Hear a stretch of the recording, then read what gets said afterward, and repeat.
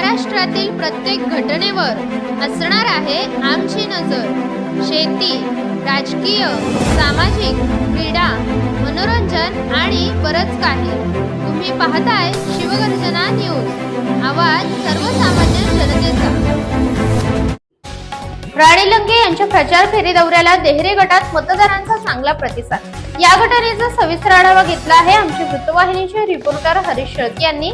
पाहूयात याबाबत सविस्तर माहिती अशी की गुरुवार दिनांक 14 नोव्हेंबर 2024 रोजी महाविकास आघाडीच्या अधिकृत उमेदवार राणीताई निलेश लंके नगर तालुक्यातील देहरे गणात येऊन धडकल्या। या देहरे गणातील नागरिकांनी अतिशय चांगला प्रतिसाद दिल्याचे पाहायला मिळाले असून देहरे गणात राणीताई लंके आघाडीवर असतील असे चित्र दिसून येत आहे।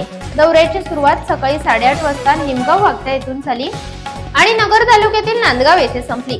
शेंगवे नाईक येथे प्रचार फेरीचा दौरा आल्यानंतर राणी लंके यांनी स्थानिक कार्यकर्त्यांसह जोरदार शक्ती प्रदर्शन करत मतदारांच्या भेटी घेतल्या।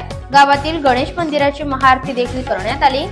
प्रभू श्रीराम यांचे दर्शन घेऊन त्यानंतर प्रचार फेरीचा दौरा नांदगाव येथे रवाना झाला।